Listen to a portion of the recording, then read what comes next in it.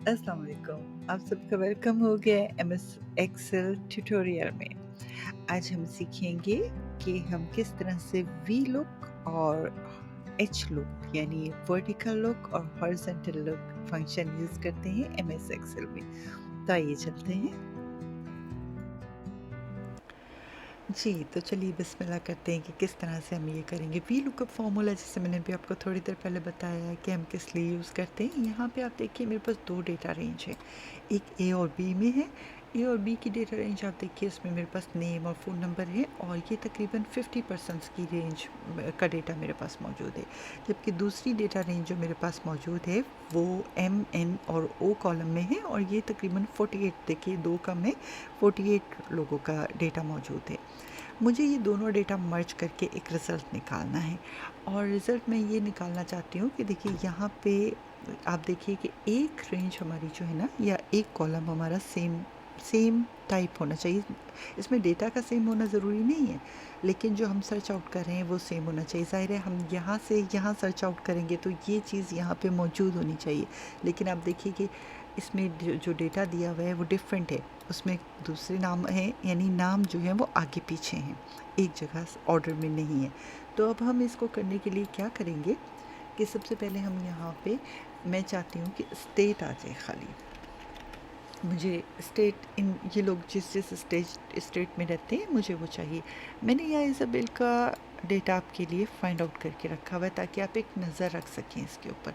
मैं इसको येलो कर रही हूँ ताकि आप एक नज़र रख सकें इसके ऊपर। अब आप देखिए कि जो रेंज हम लोग बना रहे हैं वो क्या कर रहे हैं। मैं चाहती हूँ कि ये जितने भी लोग हैं इन जो जिस स्टेज पे रहते हैं स्टेट में रहते हैं वो यहाँ पे लिखी भी आ जाए। अगर मैं 1 बाय 1 करूँ और ये तो सिर्फ 50 है, अगर थाउजेंड्स हो तो मैं तो मेरी तो आंखें फूट जानी हैं। तो इसको हम करेंगे क्या कि फ़ॉर्मूला लगाएंगे। फ़ॉर्मूला लगाना कौन सा फ़ॉर्मूला लगाएंगे हम? सबसे पहले वी लुक का, क्योंकि ये वर्टिकल डेटा है हमारे पास, खड़ा हुआ डेटा है। अगर ये लेटा हुआ डेटा होता तो हम इसको हॉरिजॉन्टल का फार्मूला लगाते। तो फार्मूला बार पे हम क्लिक करेंगे। अब ये मेरा तो ऊपर लिखा हुआ आ रहा है, लेकिन फ़र्ज़ करिए आपका ऊपर लिखा हुआ नहीं आ रहा, तो आप क्या करेंगे यहाँ सर्च बार में लिखेंगे वी लुकअप और इसको करेंगे आप गो, तो ये फार्मूला आपके पास ऑटोमेटिकली आ जाएगा। इसको आपने करना है ओके। तो ये आपके पास एक फंक्शन आर्गुमेंट्स आ जाते हैं।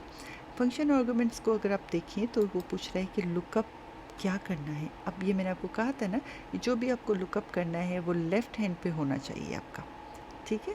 इसके बाद राइट हैंड साइड पे जो है वो चीज़ें बाकी की होनी चाहिए। इसी तरह जो हाथ से लुकअप करना है उसका जो कॉमन है वो लेफ़्ट पे होना चाहिए और राइट हैंड साइड पे ही थोड़ा सा ड्रॉबैक है इस फॉर्मूले का। तो हमें लुकअप क्या करना है, ये लुकअप करना है, यहाँ A3 से हमें लुकअप करना है। अब रेंज हमारे पास क्या होगी? रेंज यकीनन हमारे पास ये है जहाँ से जहाँ तक हमें लुकअप करना है, ये रेंज है हमारे पास, यानी M2 से लेके O50 तक की रेंज है हमारे पास। अब लुकअप क्या करना है, यानी ढूंढ के यहाँ पे लिखना क्या है।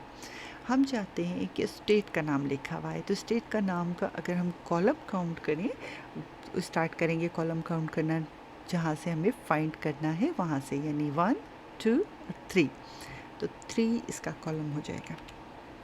और लॉजिकल आर्गुमेंट में मैं आपको हमेशा रिकमेंड करूँगी कि इसको खाली ना छोड़ें, बल्कि इसको लिखिए फॉल्स, फॉल्स लिख के और इसको आप कर दीजिए। तो आप देखिए टेनेसी में रहती है ना, ये टेनेसी आ गया।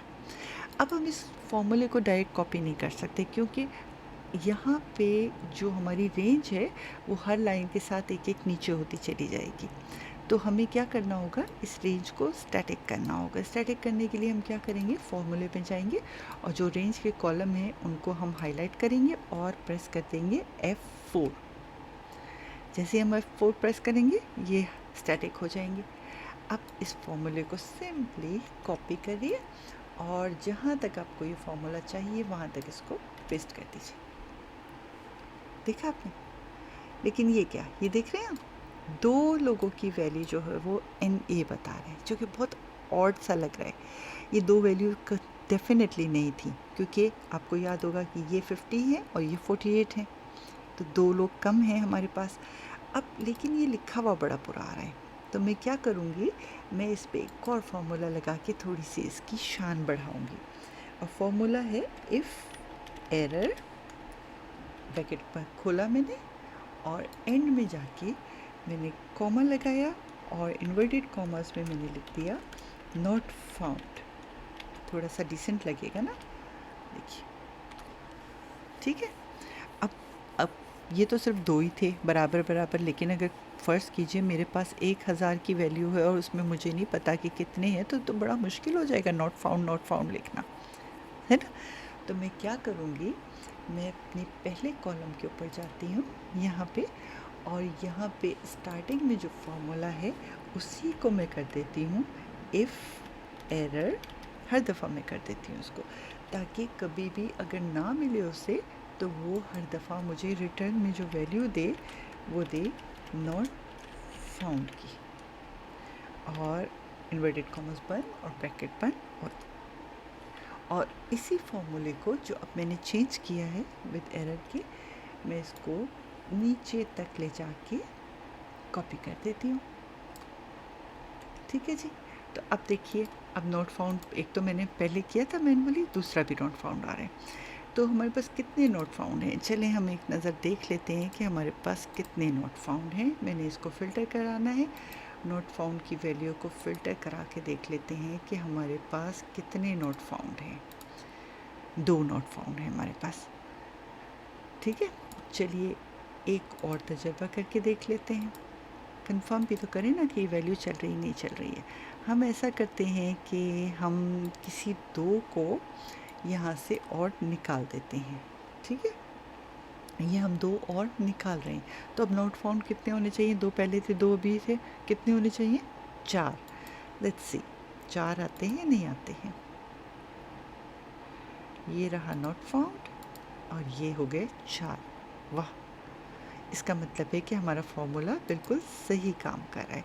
यानी अगर उसे वैल्यू नहीं मिलेगी तो वो क्या करेगा, मैंने इसको दोबारा से कंट्रोल-Z प्रेस करके वापस ले आई वैल्यू, तो वो क्या करेगा कि वो नॉट फाउंड कर दे।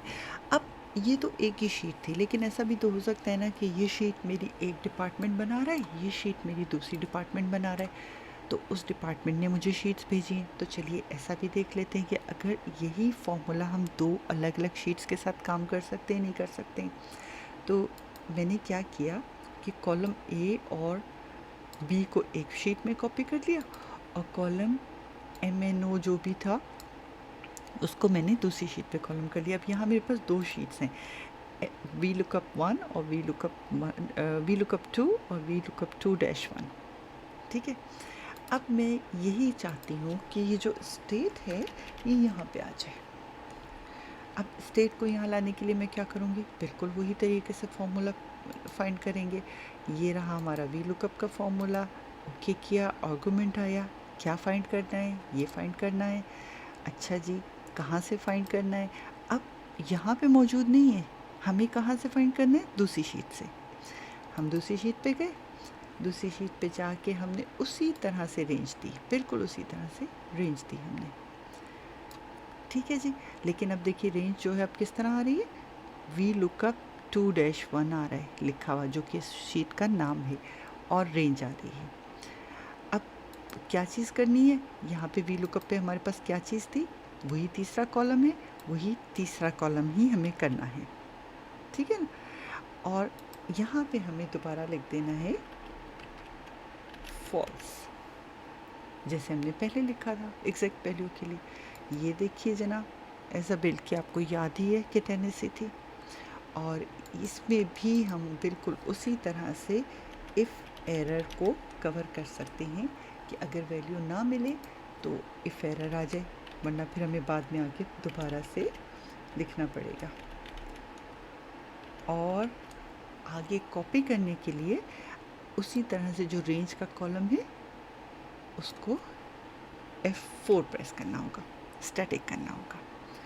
और ये हमारी टेनिस है, इसको कर लेते हैं हम दोबारा से इसको कॉपी, देखिए बिल्कुल सब आ गया, और वही होना चाहिए, दो लोगों की वैल्यू नहीं थी ना। फिर हम इसको फ़िल्टर करा के देख लेते हैं कि दो लोगों की वैल्यू नहीं होनी चाहिए। नॉट फाउंड किधर गए जी, ये रहे, दो वैल्यू नहीं है। तो ये तो था आपका किस तरह से आप एक शीट में अगर वैल्यू हो, डेटा हो तो भी आप ले सकते हैं, 2 शीट्स में आ जाए, 4 शीट्स में आ जाए, 5 शीट्स में आ जाए, आप वैल्यू ले सकते हैं। चलिए आइए देखते हैं कि एच लुकअप कैसे लगेगा। मैंने क्या किया है कि ये जो मेरी शीट 2 का डेटा था, इसको मैंने यहाँ से यहाँ तक किया कॉपी, और कॉपी करने के बाद मैंने एक नई शीट में, एच लुक की शीट में यहाँ जाके पहले नंबर पे जाके मैंने इस शीट को और इसको मैंने ट्रांसपोज कर दिया। ट्रांसपोज में क्या होता है कि जो कॉलम है वो कन्वर्ट हो जाते हैं किस में, रो में, और रो कन्वर्ट हो जाती है कॉलम में। तो बजाय इसकी कि मुझे पूरा लिटाना पड़ता, मैंने ट्रांसपोज करके लिटा दिया इसको। तो अब देखिए कि जो डेटा है मेरा वो, क्योंकि 50 लोगों का डेटा है तो काफ़ी आगे तक जा रहा है, यहाँ तक आ रहा है, ठीक है ना, ये आगे फिर खाली हो जाता है, AW तक आ रहा है। तो चलिए आइए फॉर्मूला लगाते हैं, और मैं करती ये हूँ कि ये मेरा वी लुकअप का फॉर्मूला है, तो इस कॉलम में मैं कर देती हूँ एच लुकअप का फॉर्मूला, ताकि वैल्यू तो दोनों की सेम आएगी ना, तो आप लोगों को पता चल जाएगा कि काम सही कर रहा है या नहीं कर रहा। आ जाइए, चलिए तो फिर फॉर्मूला लेके देख लेते हैं इसमें। और हम इस दफ़ा सेलेक्ट करेंगे एच लुकअप को। एच लुकअप को सिलेक्ट किया मैंने, सेलेक्ट किया तो ये हो गई हमारी सेलेक्ट वैल्यू। और जब हम यहाँ पे जाएंगे तो हम उस शीट के ऊपर चले जाएंगे जिस शीट से हमें डेटा पिक करना है, सेलेक्ट करना है, फाइंड आउट करना है। उसमें शुरू से हमें डेटा लेना है। तो चलिए जी, ये AW तक का डेटा था हमारा, ये हमने डेटा सेलेक्ट कर लिया।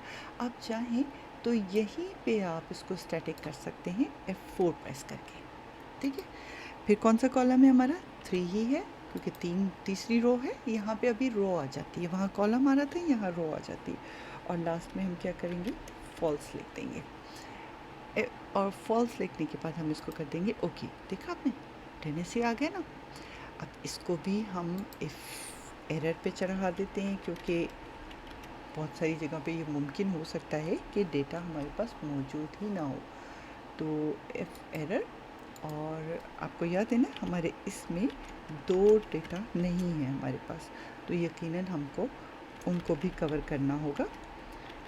और ये इफ़ एरर बिल्कुल same same same same same same और सेम सेम करेंगे हम जनाब, कॉपी करेंगे और पेस्ट कर देंगे, और आप देखेंगे कि सारा डेटा वही होगा सब जगह का जो है, और वही 2 आ रहे हैं नॉट फाउंड,